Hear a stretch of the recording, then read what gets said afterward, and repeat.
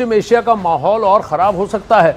ऐसा इसलिए क्योंकि इजराइल जंग की वजह से दुनिया दो धड़ों में बंट चुकी है और हमास के समर्थन में खुलकर मुस्लिम देश अब आ चुके हैं। यानी इजराइल के कट्टर दुश्मन ईरान की कोशिश कामयाब होती दिख रही है, क्योंकि हमास और इजराइल की जंग के बाद ईरान ने सामने आकर मुस्लिम देशों को साथ लाने की कोशिश शुरू कर दी है। या यूं कहें कि हमास और इजराइल की जंग के बाद ईरान फ्रंट फुट पर खेल रहा है और अमेरिका से दुश्मनी निकालने के चक्कर में इजराइल को घेर रहा है।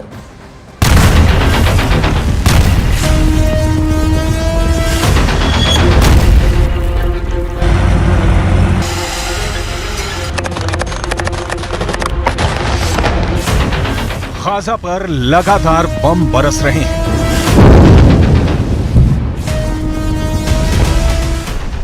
लेबनान सीमा पर आतंकी हिजबुल्लाह युद्ध में उतर चुका है।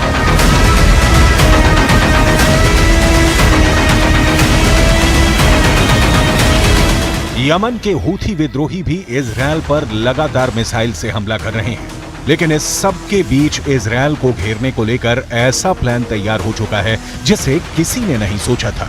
57 मुस्लिम देश एक हो चुके हैं, शिया और सुन्नी दोनों एक हो गए हैं और अब उनका मकसद सिर्फ एक है, इजरायल को खत्म करना।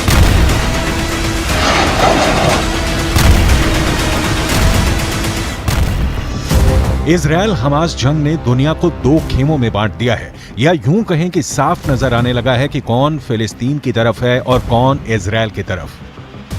क्योंकि चीन, रूस, ईरान और पश्चिम एशिया के मुस्लिम देशों ने खुलकर इजरायल का विरोध किया है, तो वहीं अमेरिका, ब्रिटेन और यूरोप के देश हमास के अंत के नाम पर इजरायल के साथ खड़े नजर आए। यानी यूक्रेन जंग के बाद दुनिया में जो दो खेमे बने वो इजरायल और हमास की जंग के बाद और साफ नजर आने लगे।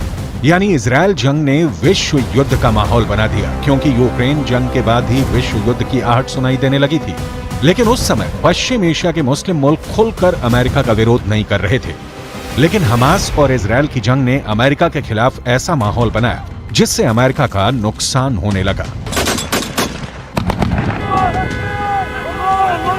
यही नहीं, इजरायल जंग की वजह से दो दुश्मन देश ईरान और सऊदी अरब एक हो गए हैं। गाजा में जारी भीषण संघर्ष के बीच सऊदी अरब के रियाद में दुनिया भर के मुस्लिम देशों के नेताओं की बैठक में तुरंत संघर्ष विराम और फिलिस्तीनी मुद्दे के समाधान की मांग की गई है।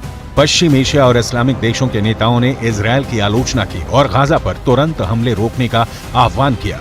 वहीं ईरानी राष्ट्रपति इब्राहिम रईसी ने इजरायल के लिए तेल आपूर्ति रोकने की मांग की। कुछ देशों ने इजरायल और उसके सहयोगी देशों के साथ आर्थिक और राजनयिक संबंध रोकने का प्रस्ताव भी दिया। हालांकि इस प्रस्ताव का विरोध भी हुआ। इस बैठक में इस्लामिक सहयोग संगठन के अलावा अरब लीग देशों के नेता भी शामिल हुए। यही नहीं, लेबनान की राजधानी बेरूत में हमास के नेता ओसामा हमदन ने अमेरिका पर बड़ा आरोप लगाया और गाजा में लोगों के नरसंहार के लिए राष्ट्रपति बाइडेन और इजरायल के प्रधानमंत्री बेंजामिन नेतन्याहू को जिम्मेदार ठहरा दिया। मुखरजात अल-क़िम्मत अल-अरबिय्यह वल-इस्लामिय्यह अल-मुश्तरकह अत-तारिअह।